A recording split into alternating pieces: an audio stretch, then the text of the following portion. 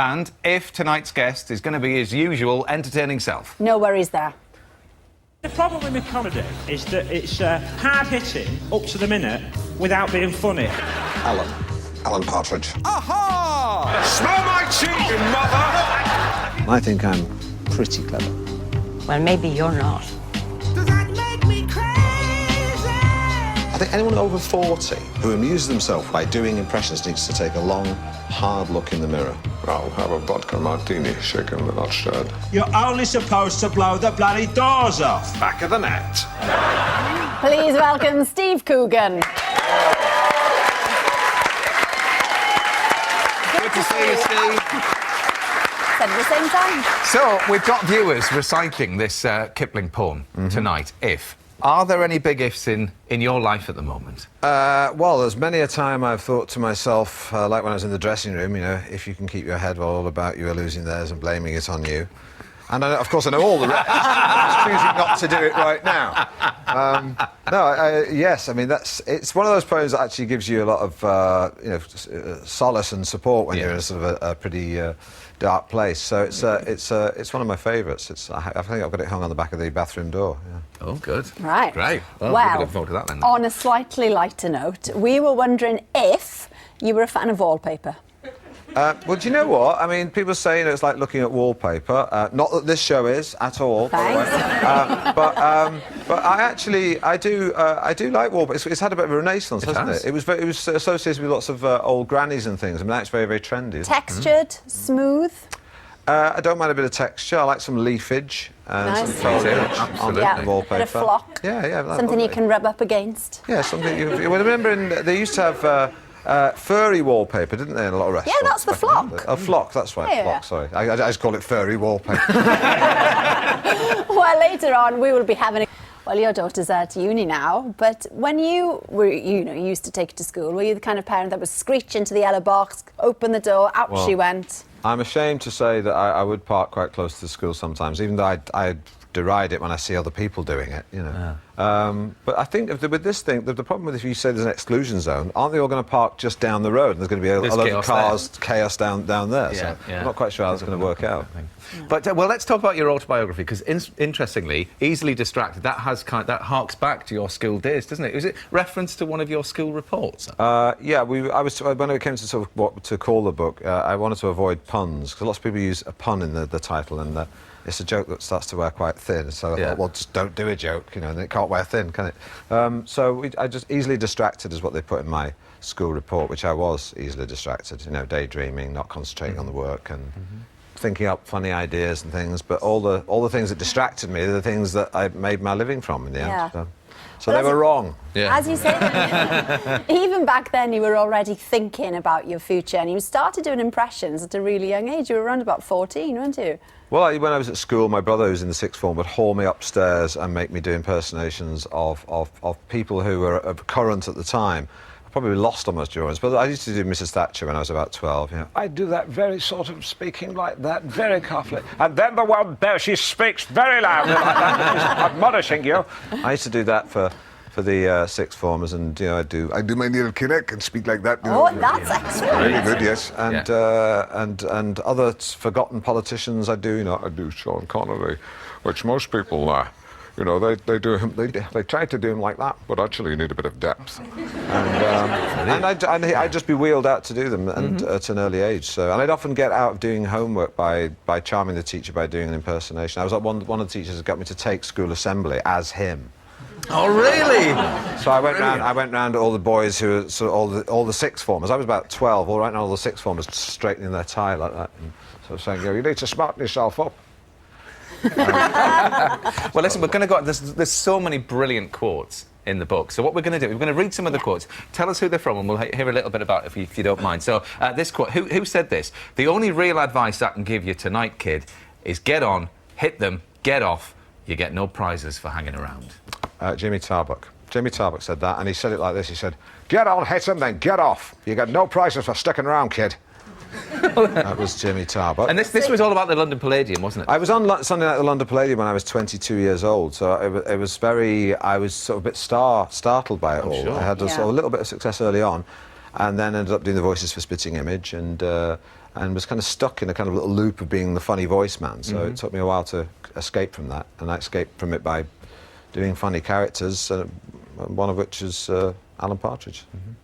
Well, moving on to him, the man in question. This is the second quote. Usually, I have high regard for the standards set by the BBC, but this example of witless drivel presented by an individual who gives me the impression of being verbally uncontrollable has greatly concerned me. It can only be about one man. That was a genuine letter of complaint from someone who thought Alan Partridge was real. Oh, no. Yeah, and he was very angry that I'd insulted this little boy, and that why had I been given airtime. He was going to complain to the Director General of the BBC. It was a disgrace. And, you know, eventually we had to tell him it was just a joke. And now that hangs with the Paul Myth. It does. That does hang in my bathroom now. That as well. Yeah, next to If. Yeah. And finally, this one. It's just unthinkable. Oh well, now that was my uncle. My uncle in Ireland came to see Philomena, and he thought the film was wonderful. But he said there's one mistake in it. Now what happened was when we were shooting it, we had to shoot a scene in Northern Ireland, but it was supposed to be the Republic of Ireland. And he said in the background of the pub you could see a bottle of Bell's whiskey, and if it was in the Republic it would be Paddy whiskey, and having a Bell's whiskey in an Irish pub in the Republic of Ireland would be unthinkable. Hawkeye. Great film, though. I love that film, Steve. It's brilliant. Thank really you. good. Thanks. Now, listen, all Partridge fans will be familiar with the scene in which Alan desperately pitches an endless stream of terrible ideas to a TV exec. So there's arm wrestling with Chaz and Dave. Yeah, Inner City Sumo. Who could forget monkey tennis? But this summer, one of Alan's ideas really did make it onto the screen.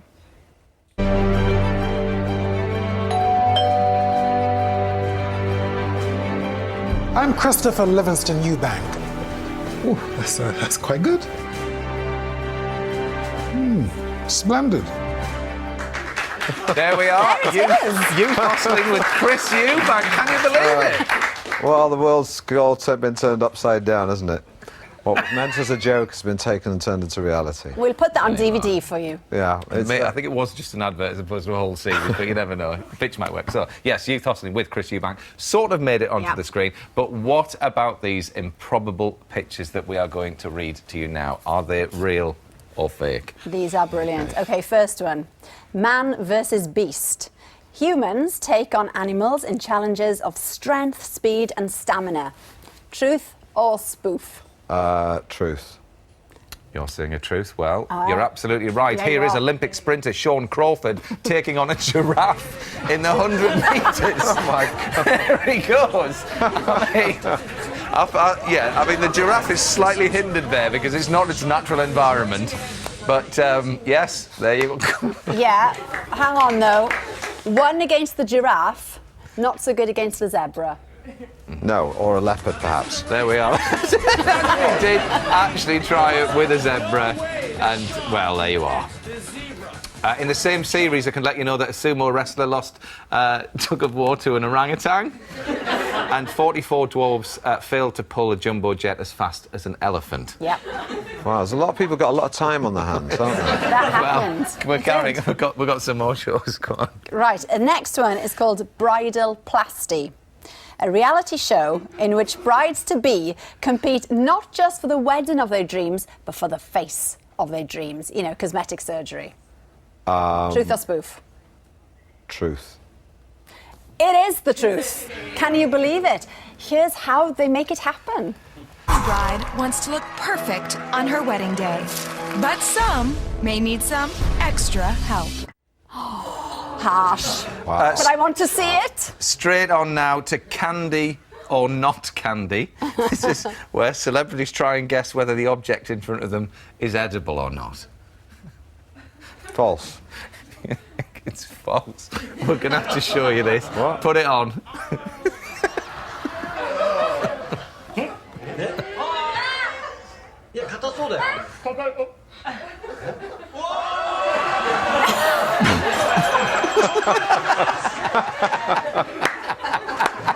You've got to love that. Oh, dear me. And they say quality television is dead. Tell you what, we can play Candy or Not Candy right now. Here we are. Take your pick. Okay. This one. Take a bite. Okay, I'll take a bite of the heel. It's candy! It's candy! It's chocolate! Oh, dear me. Very nice. That's It's a unbelievable. great game. Fantastic. And on that note there, Steve, you'll be a man, Mice. And as far as your autobiography is concerned, although you do sort of zip around your career quite a lot, you sort of, not that you wrap it up, but you sort of end around the early 90s time. Is there a thought for you that you completed it for now, or is it something you're going to revisit? Well, I get so bored about talking about myself. Someone said I should become an eye specialist. But I think I start in the present, talk about when we got to the Oscars with Philomena, and I talk about all the kind of the things that happened in the present day, and I go back and tell it's mainly about my childhood. Yes. But I do cover the main events in my life after that. But that's what it goes into detail about, is growing up in North Manchester in a big family and all the capers we got up to. Well, it is full of great anecdotes. We love the book. But we've also been reading this gem today. Now, this is my sort of book, Steve. Right, this There's not many words in it, to be is honest. full to the rafters of wallpaper. Well, I can honestly say that my autobiography is better than looking at wallpaper. Yes, that's right. But look, you can have an antique sort of tile effect. It's very That's clever. rather nice, that. Yeah. There's a lot. Hang on, let's go to the peacock section. I am actually rather interested in that. Well, we can hand it over. Do you have a room for this? Not that one, but I like some of the other ones. The earlier let's one. go Well, we can back, flip hang back on. there. I mean, it does beg the question: who makes this stuff, for goodness' sake? Hang on. One of my favourite films. That was. Yeah. It really was. Wallpaper. Okay, here's all your wallpapers at home. Look, we've had some classics. Steve, that in. one's your favourite you just picked out there. That's a lovely one, isn't it, just? Yeah, this is from Les, this is from Paul here. Thank you very much for And this these is two as George, well. who loves his kitchen wallpaper of Austrian houses. And we even have our own one-show wallpaper. Matt, quick. Yes, we do. It's round there. Look at I'm this. going to run out with it towards... There we are. Another thing for your downstairs loo, Steve. They did it for us beautifully. Thank you very much indeed. Lovely. Well, that's all we've got time for. Thank you so much to Steve. You've been fantastic. The book, Easily Distracted, is in shops now. Yes, and do not miss the first in the brand new series of Watchdog. It's on in half an hour. I'll be back tomorrow with Brian Adams and All day. Trevor Nelson. It Oh, repeats. that's The pattern lovely, repeats. actually. Look at that.